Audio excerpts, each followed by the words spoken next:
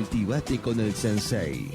Llega la media hora de historia con el profesor Alejandro Jiménez.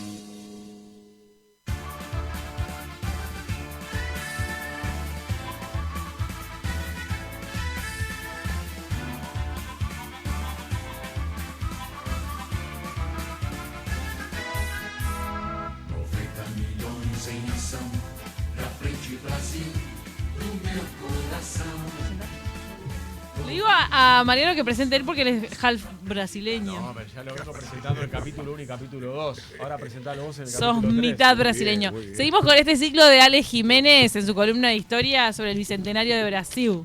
Se lo ¿Cómo pronuncio así. andan?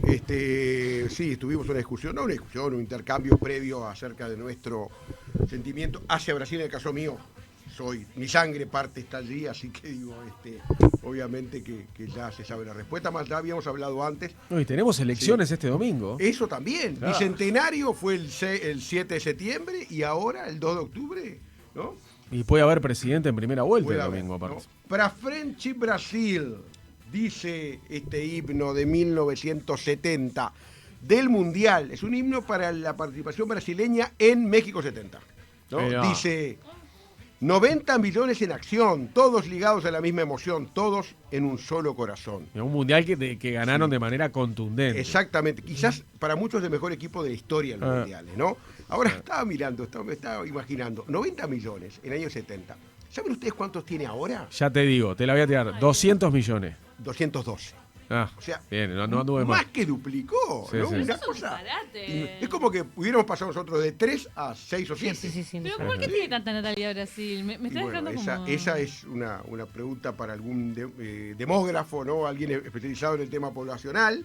Pero esta es una creación, la de este himno de Miguel Gustavo Verne, que era un colega de ustedes, incluso de radio también, ¿no? En Río, que escribe este himno, que es un himno que está de acuerdo a la época de la dictadura que vivía ese país, y que vamos a hablar un poco ahora, a su vez también de una película que tiene este nombre, que se llama Pra Frente Brasil, que es de 1982, que habla sobre un episodio de terrorismo de Estado durante la dictadura, y que protagoniza Tony Ramos fue el otro día que la vi, La de Mariano, Getulio, la la de viste. Getulio. En este caso es Antonio Fagundes, otro conocido. actorazo. Está en YouTube entera. para O que dueño quiera do verla. mundo. Ahí está. Está Me acuerdo también Reginaldo Faría, Natalia Dovale, son conocidos de las comedias brasileñas que están. Es un episodio de la dictadura que se llama Pra Frente Brasil, el mismo nombre que este himno. ¿no? Pafrenchi. Habíamos quedado en. Qué elenco, ¿no? en- Reginaldo sí, Faría también, sí. Véanla, está entera en YouTube. Bueno, se va a dar. Habíamos hablado del suicidio de Getulio, ¿no? Que un golpe de Estado. Está muy bien esa escena en donde está reunido con los militares, ¿no? La primera escena en la cual se nota de que le quitan el apoyo a Getulio y que dice algo así, esa frase, sobre mi cadáver, digo, podrán seguir adelante, ¿no? O me van a sacar, como se dice vulgarmente, con los pies para adelante. O sea, él ahí, bueno, y sucede, ¿no? Y vamos a ver que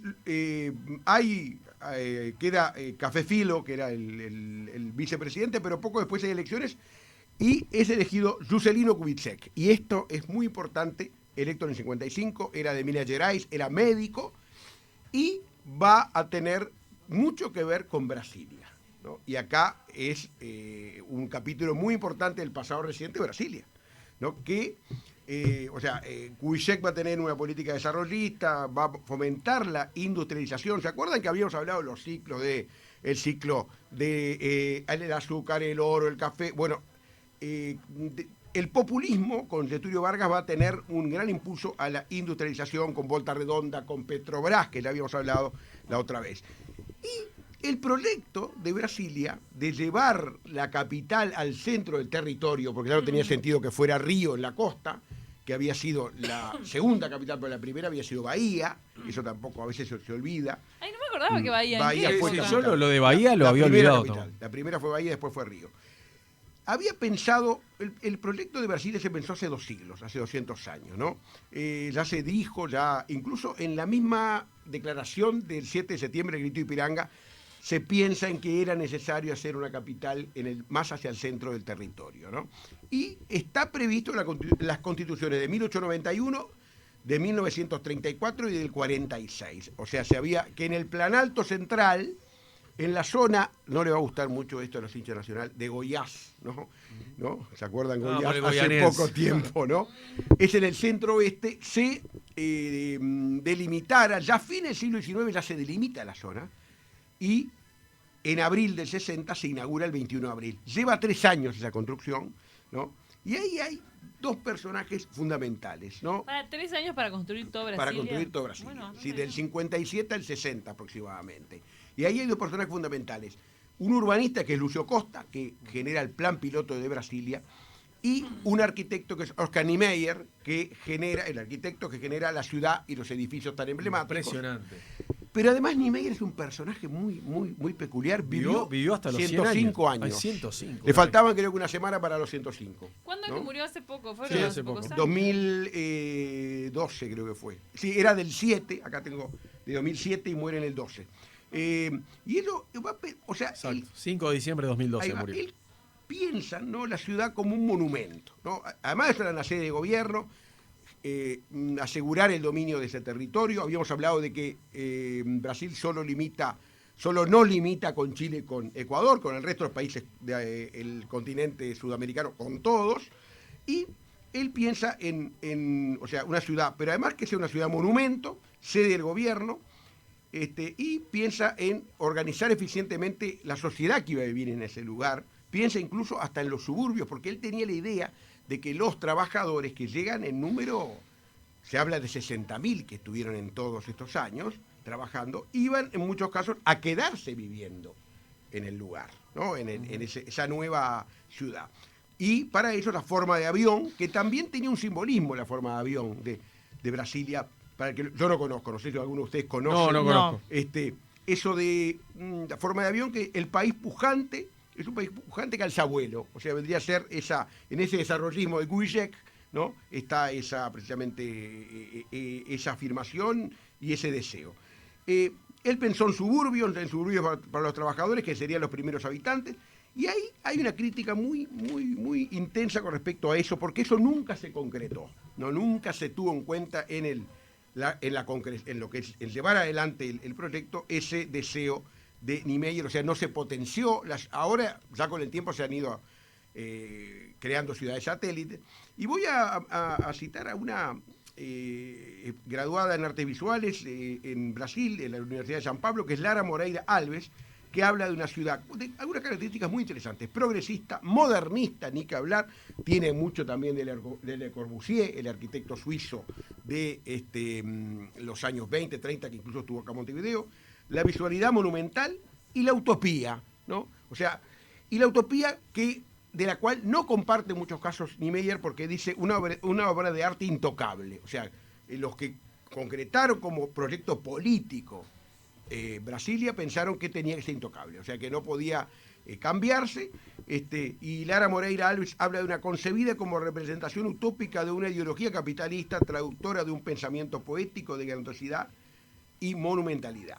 Hay que acordarse que notorio militante comunista era Niemeyer, ¿no? Niemeyer era muy vinculado, más de una vez lo dijo, y hoy, o sea, si bien era pensada para menos gente, hoy tiene 3,5 millones de habitantes, ¿no? Casi un 3 Uruguay, millones, sí, eso yo me estaba con preguntando. suburbios, hoy tiene. Y originariamente la idea de Niemeyer y de Costa era que fuera un poco más de 500.000, ¿no? O sea, fíjense ustedes, pero eso marca sin duda hasta hoy en día un ícono, ¿no?, de la arquitectura a nivel mundial, la creación de Brasilia. Vamos a ver que después de Kubitschek, ¿no?, que queda la historia por haber sido el creador de Brasilia, viene Jânio Quadros, ¿no?, que renuncia en menos de un año de gobierno en el año 61, y viene otro amigo del Uruguay muy conocido, João Goulart o Django Goulart, que era el vicepresidente y que queda como presidente, sustituyendo a Jânio Quadros. ¿Y por qué era amigo Uruguay? Ahora vamos a ver por qué. Porque, bueno, Goulart era notoriamente de izquierda, simpatizante de la Revolución Cubana, y hay que tener en cuenta que en aquel momento América Latina ya se empezaba a mover, o sea, la burguesía industrial, financiera y comercial afirmada, ya como clase dominante y lo que era la gran influencia de Estados Unidos, ¿no? Del imperialismo estadounidense, Revolución Cubana de por medio, ¿no? Evidentemente en el año 61.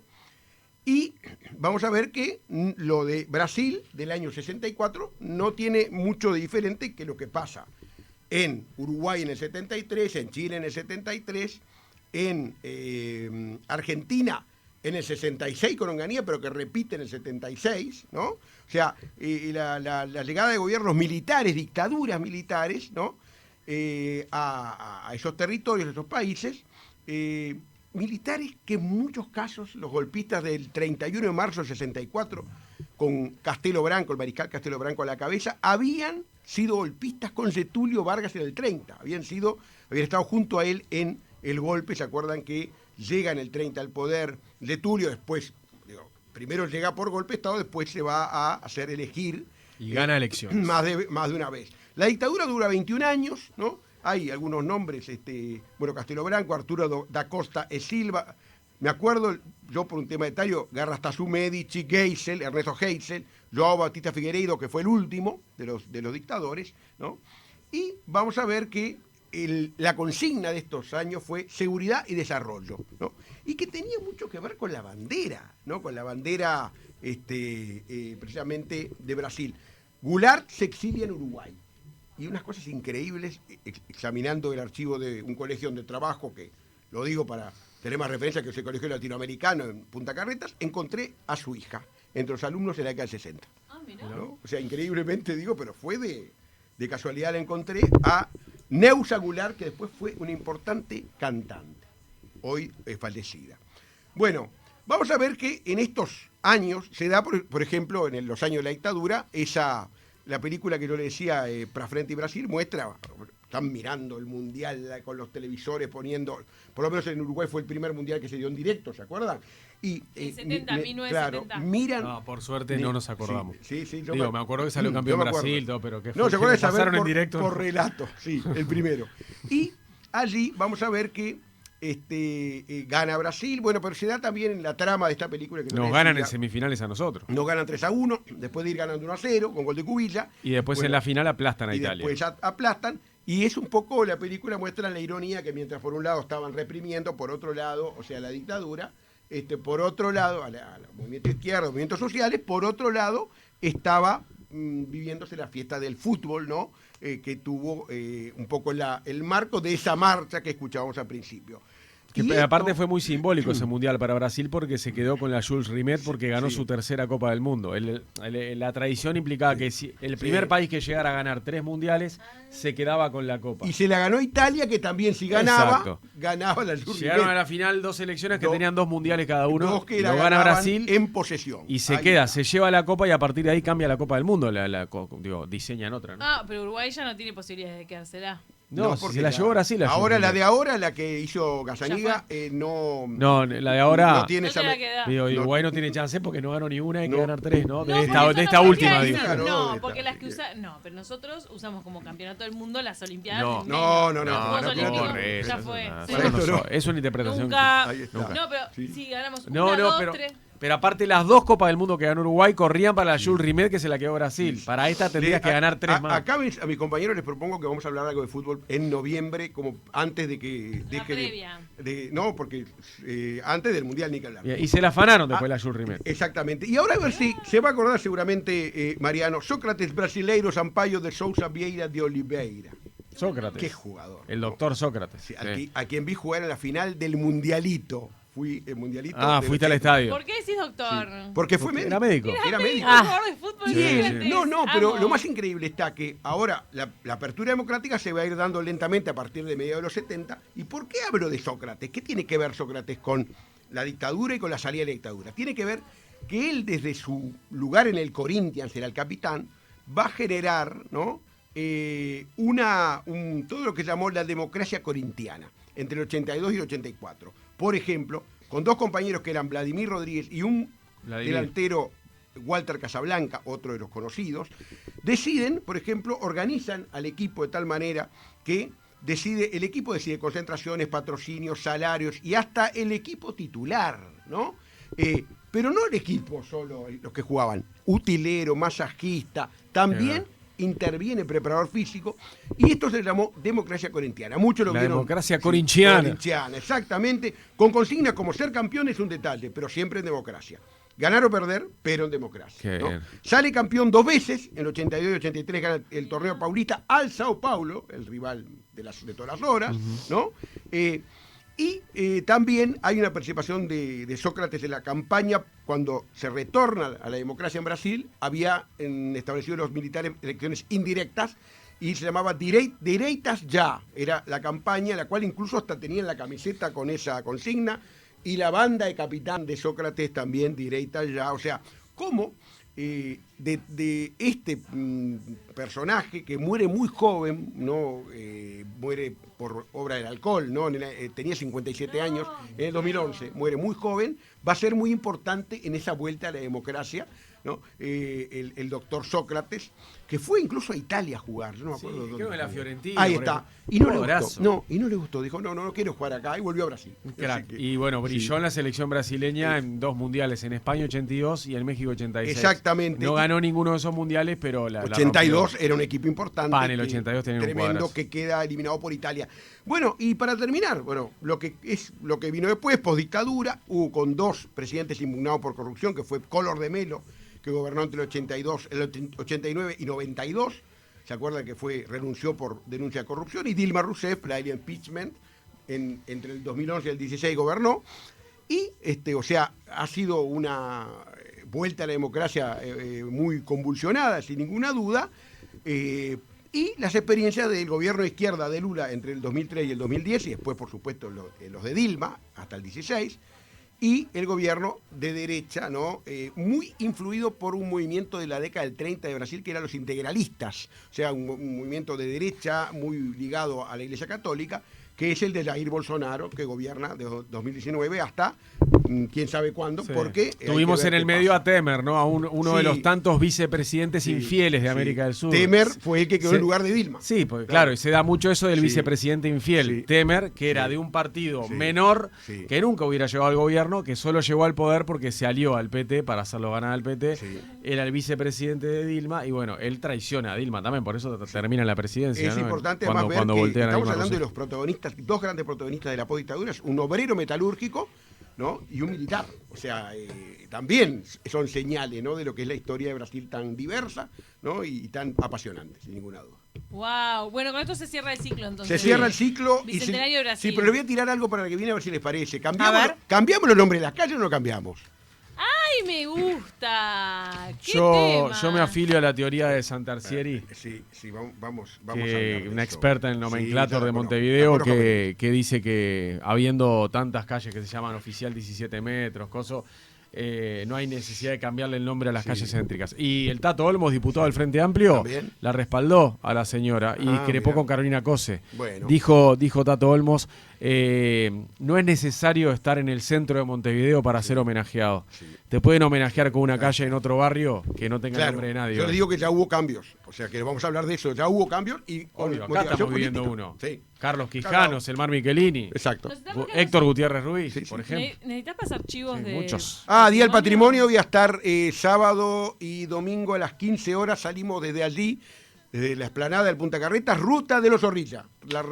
Creo que es la última vez que la vamos a hacer, sábado, la repetimos el ¿Y domingo. terminan en el taller? En el del taller. escultor? Ay, como el año taller pasado. y museo. Imperdible. Exactamente. vamos Imperdible arriba. recorrida. Estamos ahí. Les quiero contar además que en Betel Spa podés disfrutar y capacitarte de las mejores técnicas de belleza más solicitadas del momento. Si en Betel Spa como Lois podés capacitarte en microblending, materiales incluidos, los mejores profesionales y salís pronto para tirarte al mercado laboral. Con el seguimiento de los mejores profesionales, informate en Betel Spa Uruguay, en Facebook o por cualquiera de las vías de comunicación. Betel Spa, única cadena de spa del Uruguay, ahora también te capacita.